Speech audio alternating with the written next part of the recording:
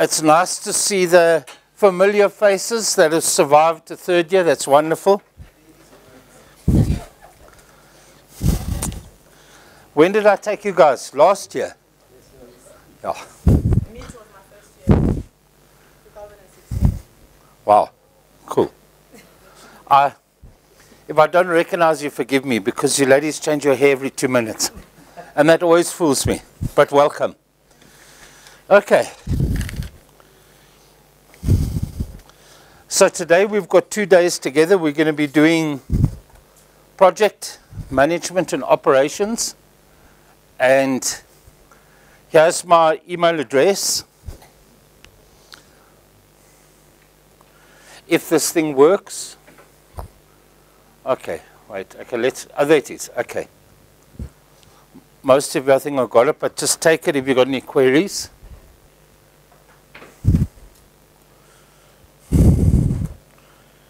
So being here, I assume you've all passed 2 years of finance, eh? Yes. Okay, otherwise you wouldn't be here, would you? Okay, cool. What are the important ground rules for us in this class? Let's start here, because you happen to be in front. Give me one ground rule. I'm going to go around to each table. What's an important ground rule for us to get the most out of these sessions, to benefit from these sessions? Give me the first ground rule.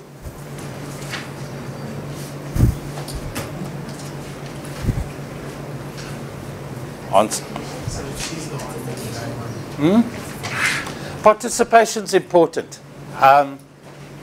So that is an important ground rule. Thank you. Any others from this table? Okay, so you've been delegated as a spokesperson. Okay. You guys, give me a ground rule. Respect. That's what it's all about, isn't it? We can go and we can write lists of 20 ground rules, but it's respect, isn't it? Respect for other people. Respect for other people's opinions. When someone talks, be it me or someone in the group, we listen. And from a project context, as you'll see when we go through, from a project management context, ground rules are everything in a team. And you've got to set your ground rules in the beginning. Because remember, you guys are going to an era where the chances of you working with people from different countries, parts of the world, are very good. Because we're in a global environment.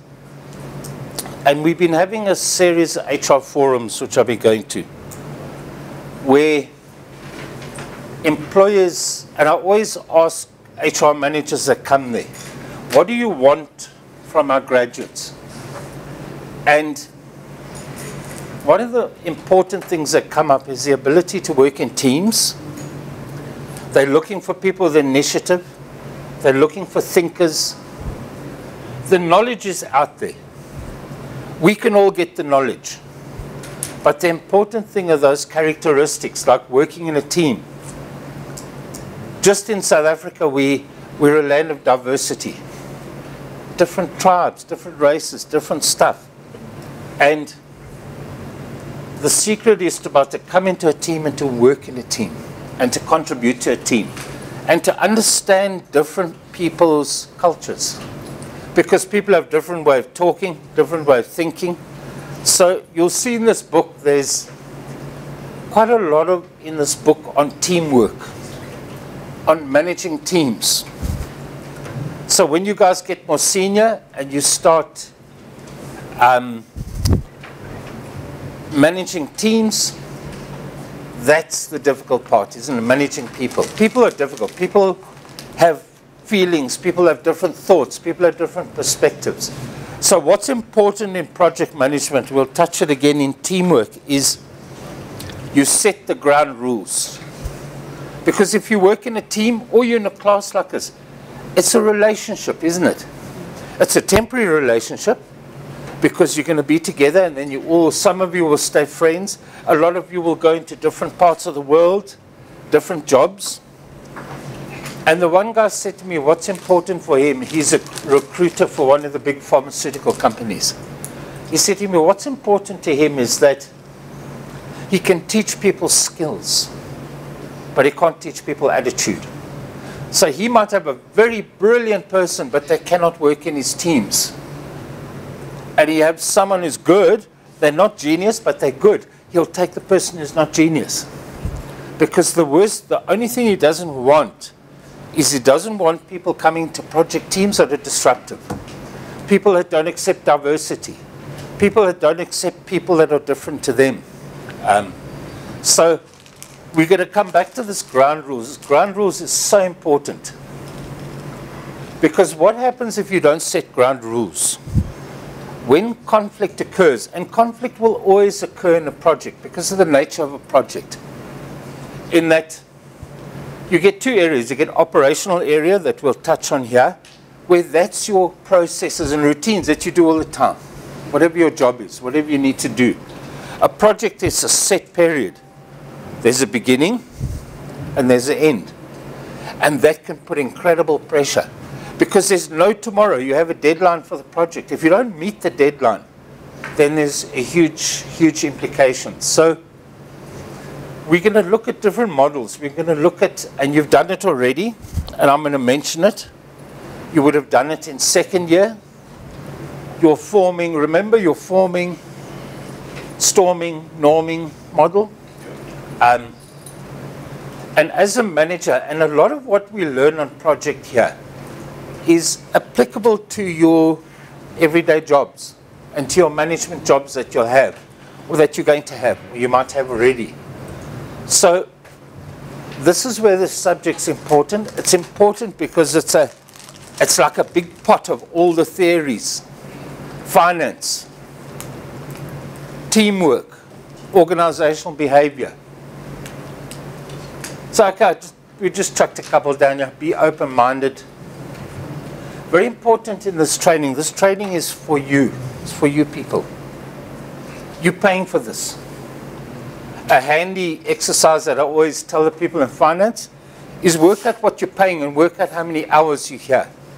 And work out the rand per hour, and it's quite significant. So people don't come to class like there's not that cost benefit. So okay, there's just a couple of things, one conversation at a time, listen carefully. Here's an important one, respect opinions of others. Doesn't mean you've got to agree. No one's saying you must agree with members of your team. Sometimes you've got to agree to disagree, but you need to work together. I just want to go through the outcomes to set the scene. There's one thing I haven't talked about in ground rules. Is it? What's that? And you're all thinking about it. Is time. How long is he going to keep us? It's Saturday. We have so much stuff to do. Hope he doesn't keep us till 4. What we're going to do, these times are set for us. We're going to have a break at 10 o'clock, because that's, and then 12 o'clock, because that's what they've set downstairs. How long do we need for tea? 30 minutes? Everyone happy with that? Yes. Lunch? How long do you normally take for lunch? An hour. 30 minutes. Oh, cell phones off. I forgot that rule. Hey, cell phones off. 2 hours, yeah. 45 minutes. 30 minutes as well? 45 minutes. But for 2 hours is cool, but then we can stay until 5. 5. That's negotiation. He wants to stay till 6. Should we have a vote on that? Hey. You're going to get beaten at lunchtime, you know that. Give us 1 hour. Okay, let's make it 45 minutes. Let's make it 45, because the longer we have lunch, then the longer we stay. And I know you all want to go home, you've got stuff to do. Okay, I just want to go through a couple of learning outcomes. Now, you guys are now old hands at this learning outcomes. You've survived a whole heap of exams, so you know kind of what you're doing. But very important with the learning outcomes, and I'll say it, you guys have heard me say it before, I'll say it again, some of you anyway, is you need to be able to look at the learning outcomes and say, can I do this? So evaluate the feasibility of a project. can I evaluate the feasibility of a project? Do I know how to? If I got a question that said, here's a project or a caselet, evaluate the feasibility, we're about to do it. And I always say to everybody, whatever level it is, and you're coming to senior level, you're coming to graduate level now, is that if you can answer the learning outcomes honestly, there's no exam that can fool you. Because one of the rules with exams is they must be within the learning outcomes. We can't ask you stuff that's out the learning outcomes. So you'll see each chapter in your study guide has 2 or 3 learning outcomes. When you've read through that section and done the digital and all that stuff, go back to the beginning and look at those learning outcomes and say, can I do this? And I tell you, if you do that, then you cannot but do very well. Okay, feasibility of a project. That's what we're going to be talking about today. It's our first section. Feasibility, in a way, I guess, means doability, isn't it? Is it possible? If you want to drill for oil in the Russian tundra, there's oil, you know there's oil there. But is it feasible? Because it's very expensive to drill through there. If you want to run a project in a country, maybe an African country, because we're Africans, so let's talk about Africa. Is it feasible? Is the country stable enough? In finance, you learned about, remember, net present value. Is the project going to yield a return? Why would you, unless it's a NGO or community project, why would you do a project if it's not going to yield a return? And remember, net present value, I know a lot of you want to block that out your mind, but you just go back to it a sec. What does net present value say? It says, what is my cost of capital and what return am I making on the project? Is it worth it? For example, I'm using oil examples because I've been reading quite a bit about it lately. So, in the oil industry, there's a whole lot of fields that are sitting. They've normally done tests, they've drilled. They haven't put a rig there, but they've drilled and they've capped the shafts. Why? Because at that certain oil price, it's not feasible. You can't have, when you're extracting oil, and the price of extracting is higher than the current price per barrel. Doesn't make sense, does it? But you'll see as oil gets shorter in supply, the price is going to go up. And then suddenly projects that were not worth it suddenly become worth it. So that's what feasibility is. It's about returns. It's about, can we do it? Is it possible with current technology? For example, one of the famous projects in the 70s was when they burrowed a tunnel between England and France. They call it the Channel. It's that underground tunnel, which is, it's basically 2 tunnels with trains going one way or the other way. That project was first thought of in about 1902 by an engineer. And when people suggested it at the time, or he suggested it, sorry, they laughed him off. They said he was a fool. It was impossible. But you see, in 1902, they didn't have the technology to drill under the sea like that.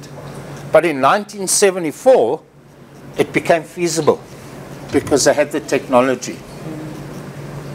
So that's the one project we're going to talk about.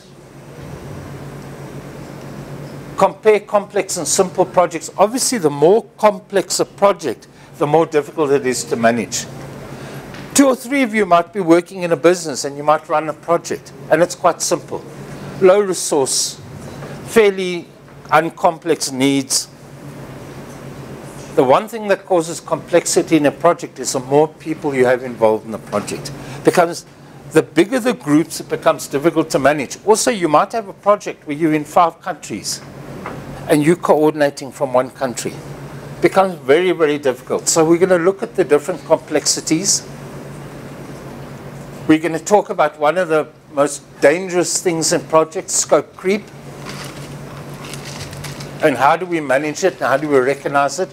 Risk assessment, all about risk assessment, isn't it?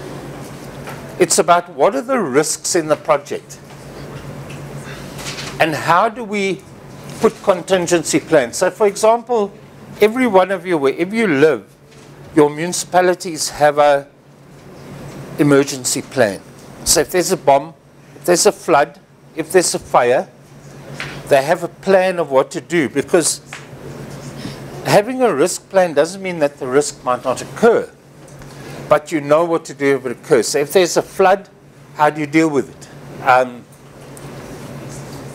If there's civil unrest, how do you deal with it? What plan have you got in place? So does it work with chaos? Chaos. Does it work with chaos? Not always that well. But chaos can be different forms. Chaos can be floods, isn't it? Like floods cause chaos. So what do? Every year in California, we see on the news, we see the fires that rage there. Yes. What do? They have an evacuation plan. They evacuate people. They have an emergency plan where they pull resources in to stop the fire. Okay, so that's a contingency plan. A contingency plan is if the event occurs, how do we deal with it? Post-project analysis. One of the most difficult areas of project is post-project analysis. By the time the project comes to an end, everyone's pretty tired of each other. They're stressed. They work long hours. And people don't like to do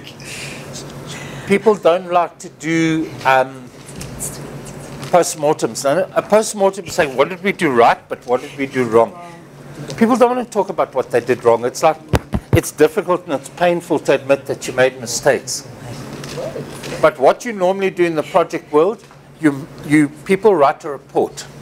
So the next time you do a similar project, you go back and you look at the mistakes, because you don't want to repeat those mistakes. We're going to be looking at leadership. A project manager is a combination of a manager and a leader. They've got to be a little bit of a mixture of both. Integrate project management principles, explain operations. We're going to bring operations in next week towards the end. Ops management, we're going to bring a kind of taste of that in.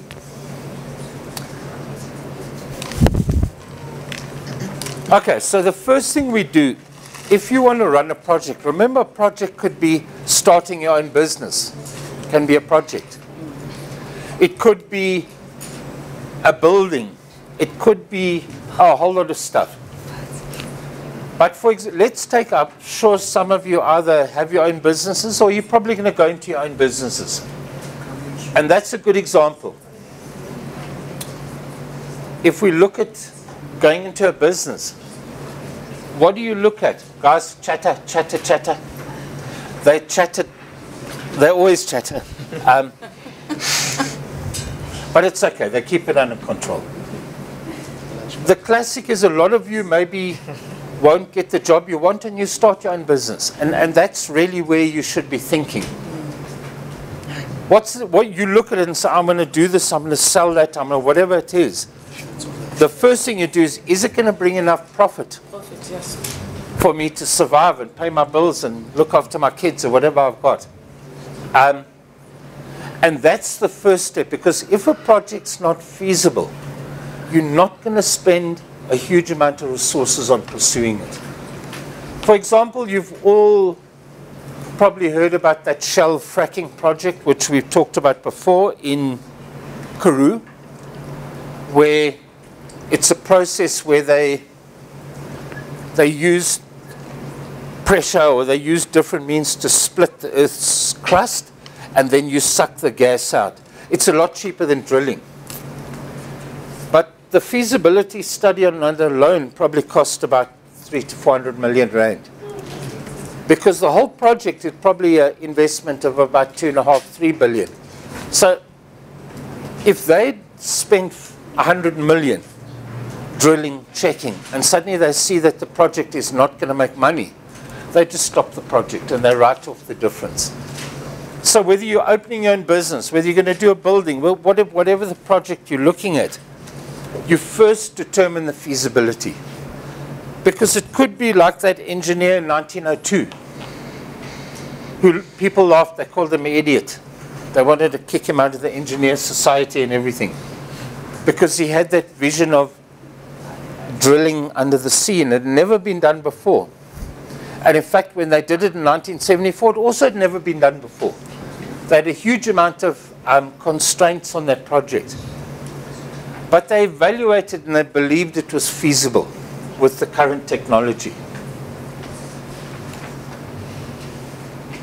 So let's just have a look at feasibility. We're going to stop, as I said, we'll stop at 10. We're going to do this section. Whether a project is viable. What is viable? Viable means a number of things. It's not only money. You could be running a social project in your community, or you want to. That's also viability. Do you have the resources? Does the community want it? Are you going to achieve your objectives? And the important thing here, and again, I'm using a business example because I know a lot of you guys are probably thinking along that line, and it's something you can identify with. You sit and do your business plan. Is it viable? Am I going to survive on this thing? Can I pay my rent? Am I going to make money? Do people want my product? Is my product viable? And also resources. One of the constraints that you have, for example, opening your own business is resources. You might have to buy equipment. You might have to get premises. You might have to get trucks. Now, do you have the resources?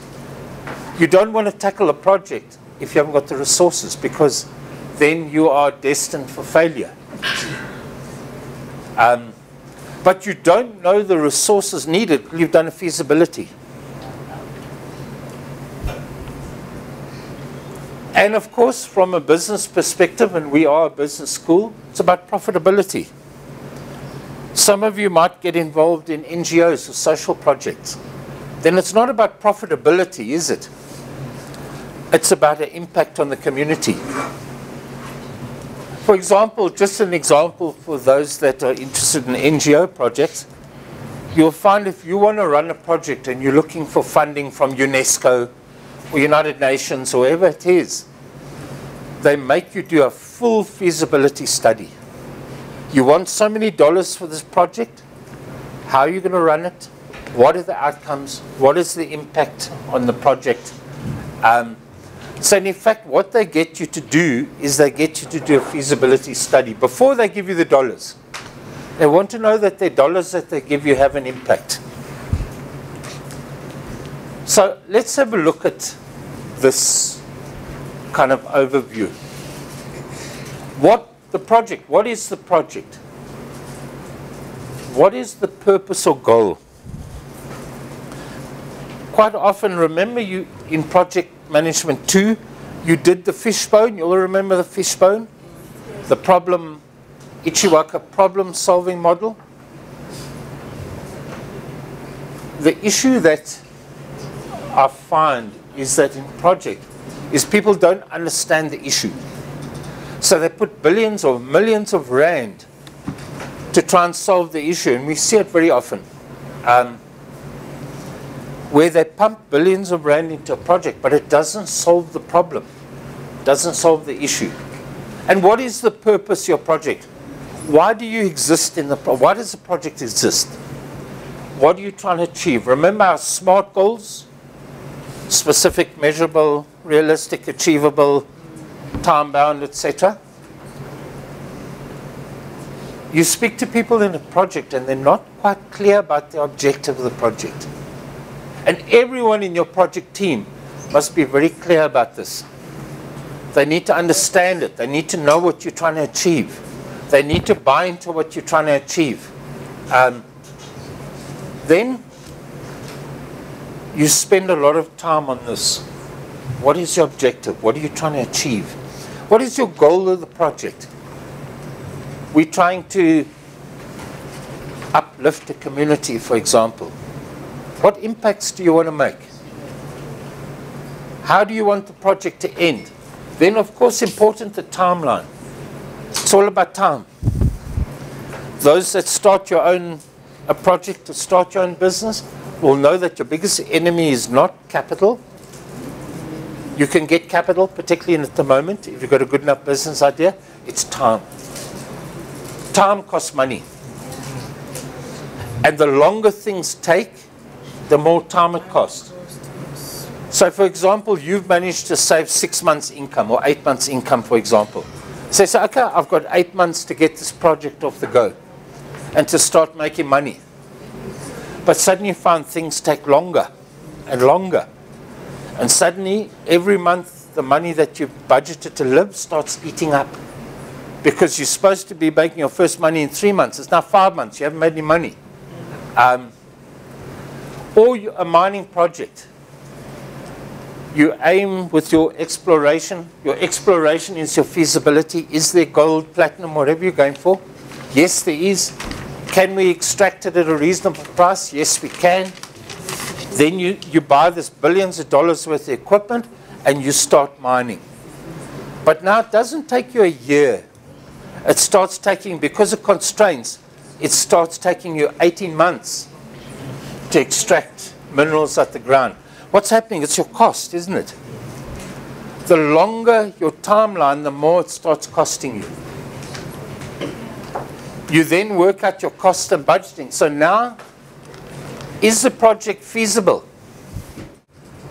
And that's why I gave the example of the oil fields. For example, Canada has got quite a lot of oil fields that are dormant at the moment because the oil price didn't support it. Because obviously you sell that oil at a certain price. So you do your cost and your budgeting. Then, in the case of a project like your startup business, you do your market analysis. Do people want whatever you're offering? It's no good having a product.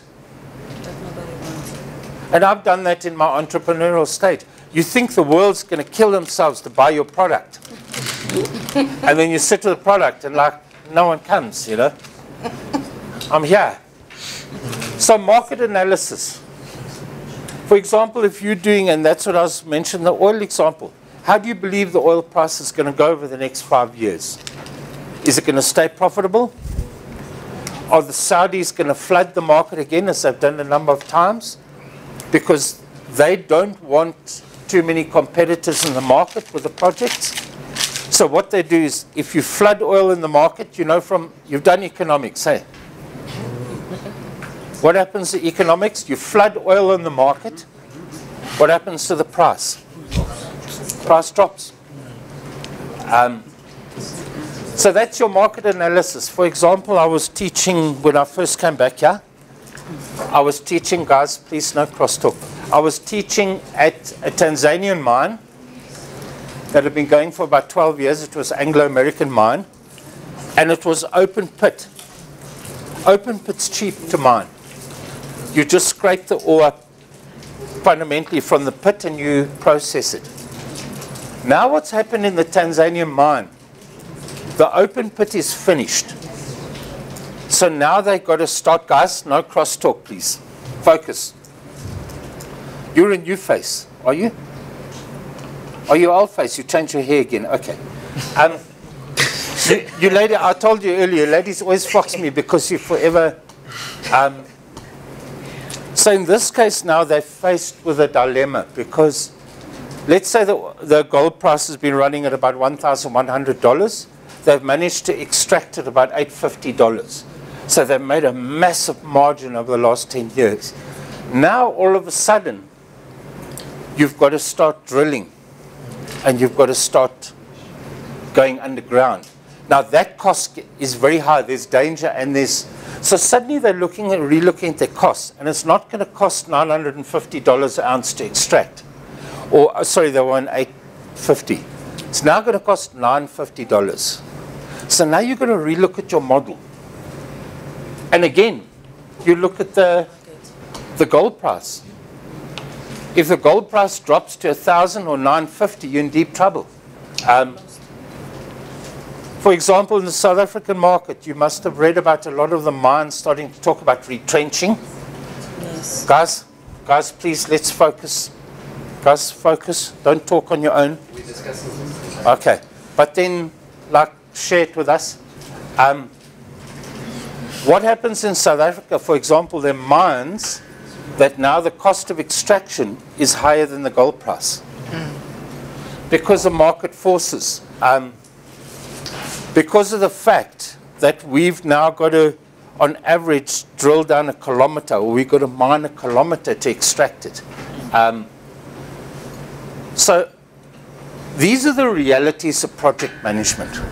So what they say is, like Anglo says, do we need to keep that mine? Because it's become marginal, or it's actually making a loss. So it's better than just to close the mine. Get rid of 2,000 people or whatever it is, and just mothball it.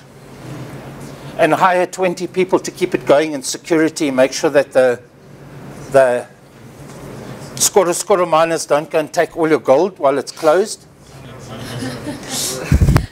And kill themselves in the process. That's another issue. So this is the realities of projects, not just simple. For example, suddenly that mine that has been profitable for Anglo for 12 years is no longer feasible. But if the gold price goes to $1,300, it will be feasible. So these, at this stage, or even a new mine, Anglo will do this very, very carefully. And they'll do a forecast 20 years ahead. Then they'll work out the resources they need.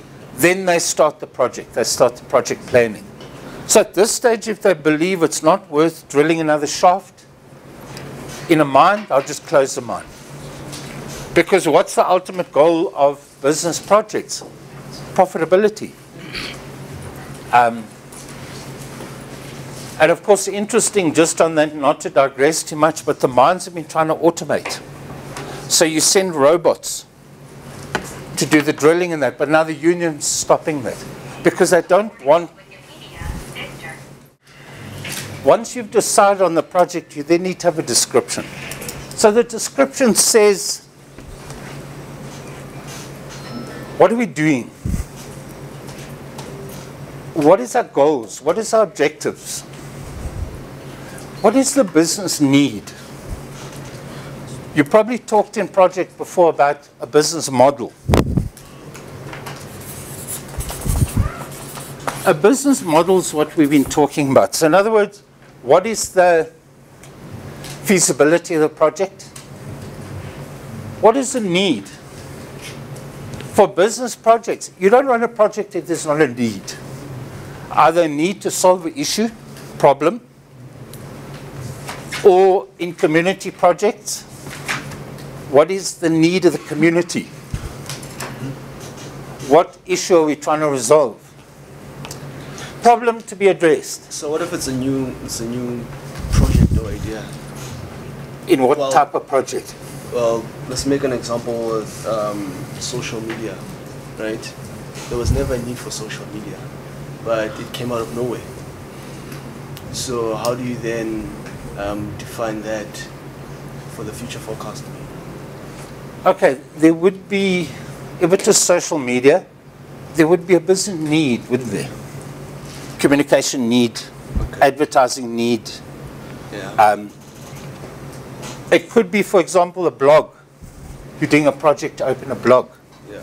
Not always about profitability, particularly in the beginning, but it could be, and most social media is around business needs. Digital marketing, advertising. If you've got a blog, for example, often what you do is when the blog's going, you monetize it.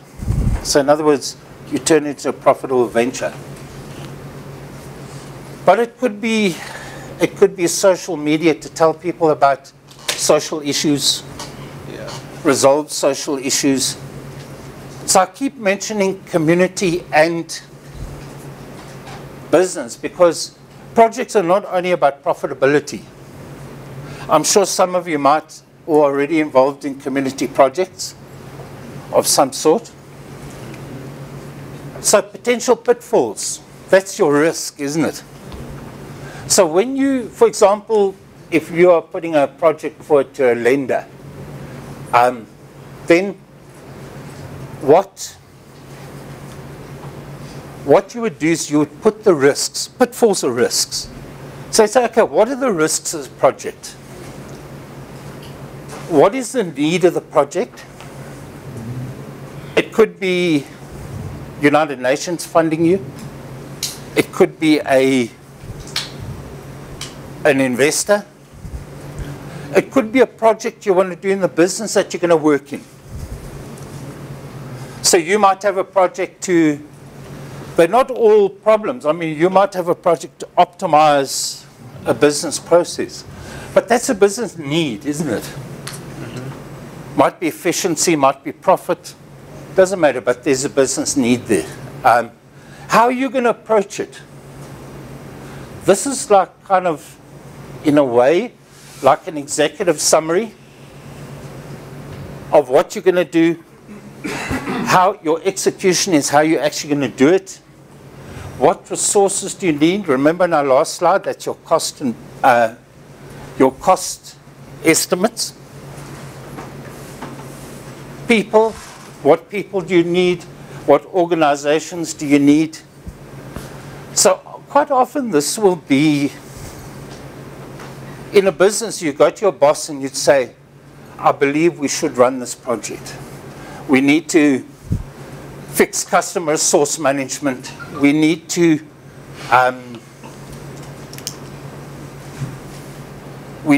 launch a new product. There's 100 things that you can think about. And very often at this stage, you've done feasibility, you've done a project description, and you now come with an initial budget. If I may use an example in the business school, you might have a big company that wants you to train. So quite often at this stage, you haven't spent resources or a lot of resources. And this is part of that feasibility and what you would do, in effect, let's take a startup. You would do a business plan, you would explain all of this, and you would go to lenders like the banks, wouldn't you? Mm-hmm. You say, this is what I'm doing, this is a feasibility, can you fund me? Mm. Often in a business, if you come up with a good business idea, and I would hope that you guys show that initiative when those are maybe some of you working, probably most of you not yet. When you see a need, you go and you say to the management, here's an opportunity or here's a need. Let me run a project. You do your feasibility, you do your project description, you take them and say, this is what I believe this business needs. And then people, it's a great way of getting ahead in your careers. And remember, it doesn't have to be a multi-million thing. It could be a project to make a customer interaction process better, or to improve a delivery of goods. Or, the thing is with projects are not always multi-million things. It could be an idea you've had to improve something. But what's important with a project description? That is clear, concise, complete, and credible. So often in my example at the business school, they ask you to come up with a project proposal. What's it going to cost? How are you going to do it? They normally give you the objective. Maybe we need to train 500 people over the next year, for example. So they give you the overall objective. You come up with a project proposal or description on how you're going to do it. So these factors we've been talking about. How are you going to train people in different towns? What resources are you going to use? What material are you going to use? And then, here's just a couple of things to remember here. It must be clear, concise, complete, and credible. So you don't come up with stuff that is not feasible.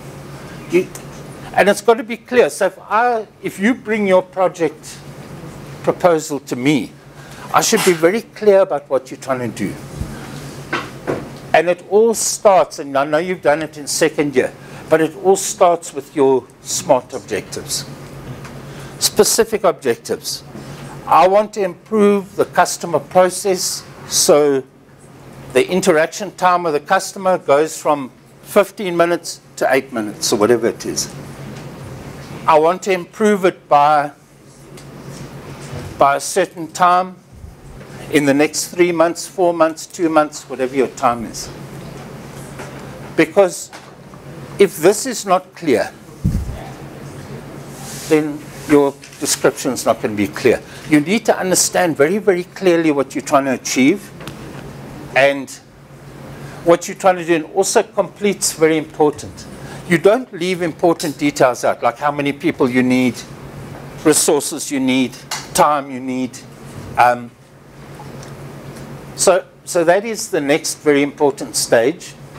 Then, of course, if you go back, this is all describing that diagram I showed earlier. Timeline. You now need to do the time, because what I've found in projects, which is one of the biggest downfalls, you underestimate the time. So you say that job will take 2 days. That job will take 3 days. Meanwhile, when you come to do the job, each job takes you 5 days. So what you do is you start using your time. And time is money, particularly if you're employing outsourcing. And just talking about that outsourcing at this forum, the guys were saying the way jobs are going to be is going to change dramatically. There'll be a lot of outsourcing. So in other words, they want you to design a website. Well, here we had a social, let's use your example. They want you to do a social media campaign for them. They don't want to employ you on a permanent basis. They might do 3 or 4 campaigns a year. So what they do, they give you the brief.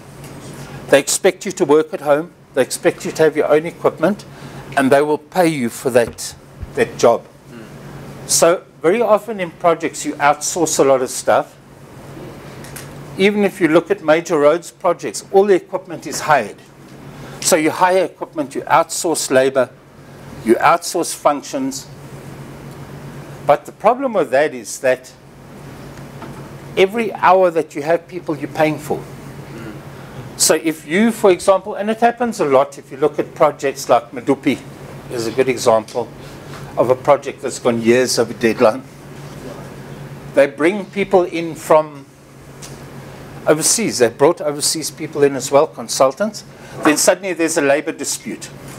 So you're paying a consultant many dollars a day to come help you, and he's just sitting there, or she's just sitting there. So in projects, time is everything. And you need to make sure that you estimate your time requirements very, very clearly. Because again, what I said earlier with the project, and you guys know it from doing project before, it has a beginning and it has an end. There's no tomorrow. There's a deadline that you've got to achieve.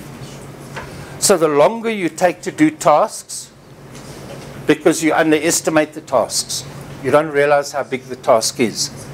So you start using time. Maybe you've got to crash the project deadlines and you've got to hire more resources. So now you've got more cost. Because you thought a team of 10 people could do it. Now within the deadline, you're finding you need 15 people. So of course what happens is your cost increases. So one of the things that guys remember from last year, work breakdown structure. If you look at, for example, any project management software like MS Office is a good example. You spend a huge amount of time putting the work breakdown structure in. Remember the work breakdown structure? And that was who, when, how.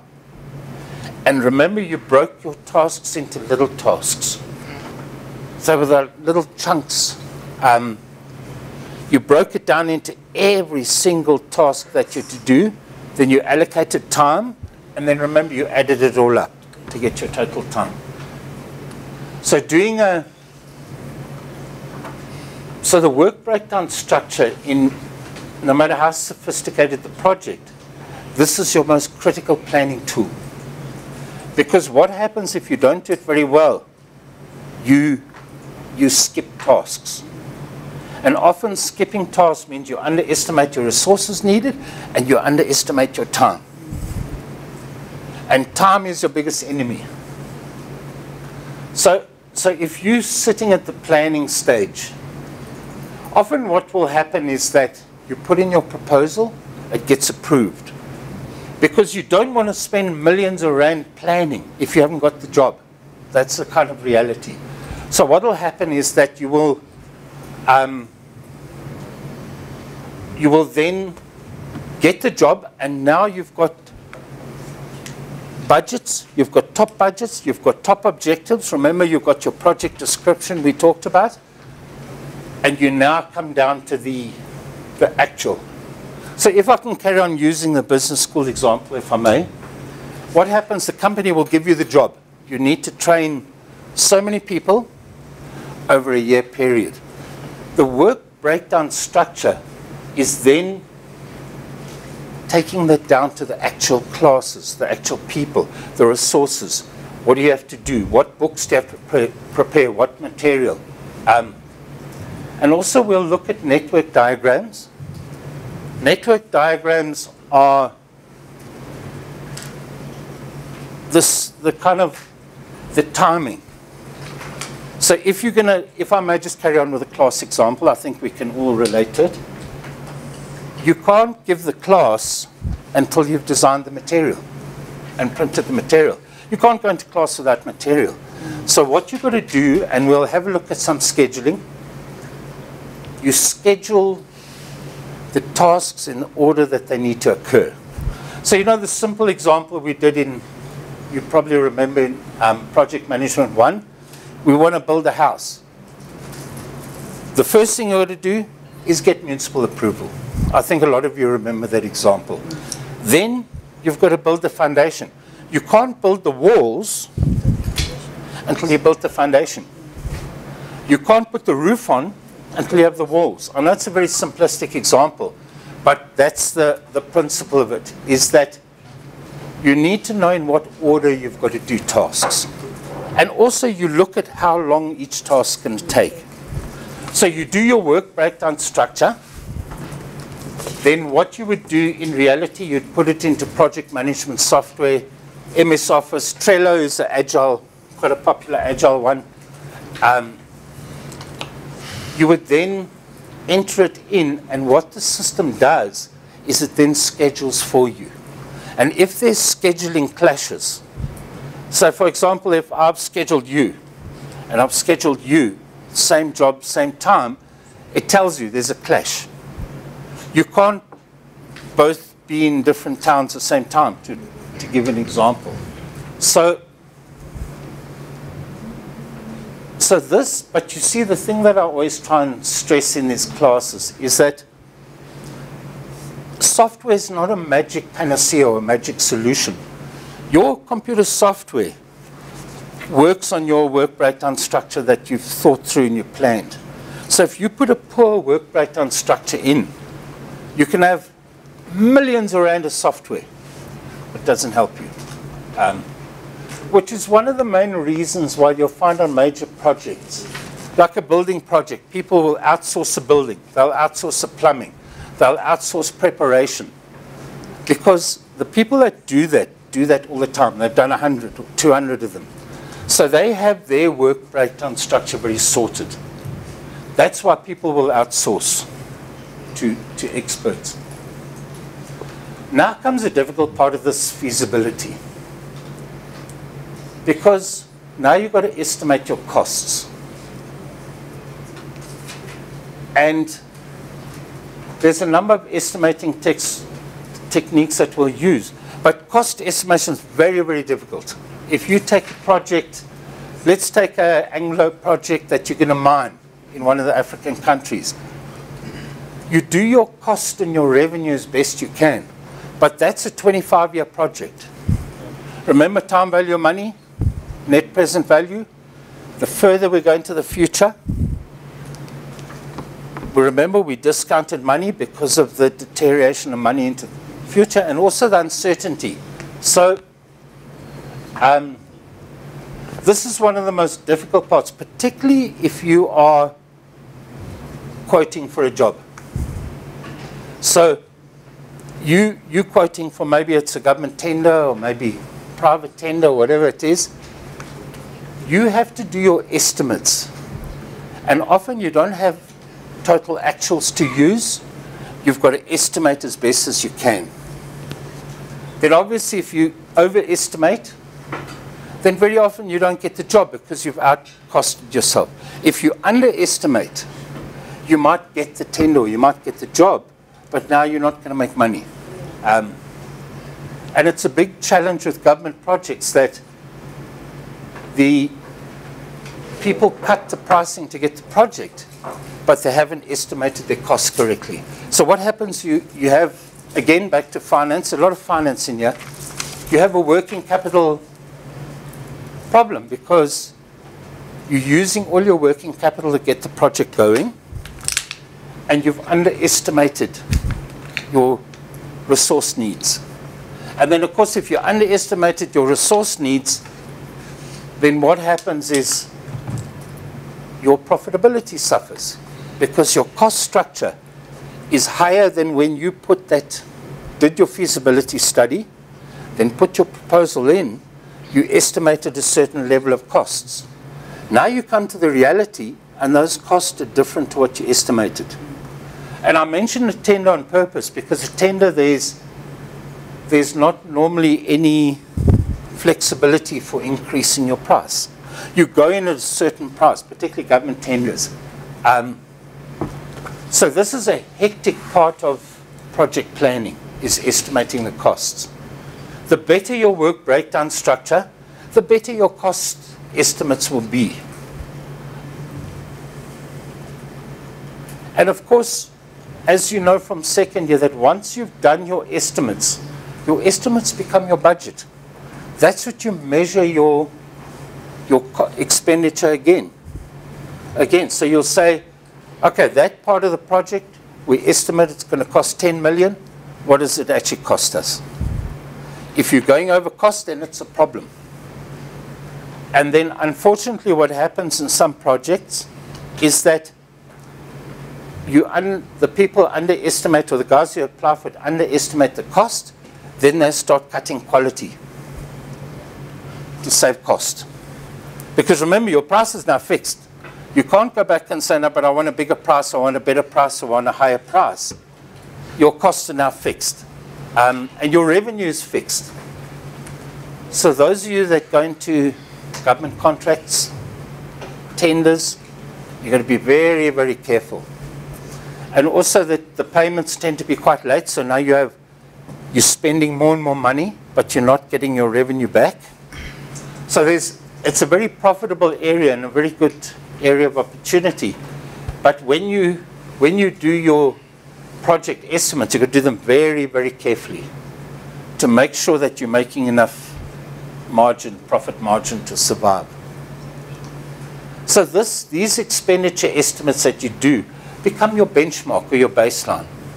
So that's what you measure the project expenses against.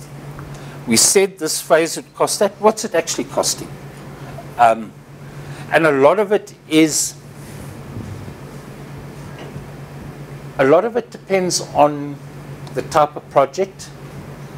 And there are three estimations that we use. We use order of magnitude, indicative, definitive.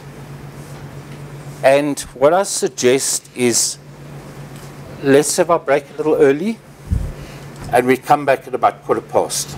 Is that okay? Yes. Okay, cool.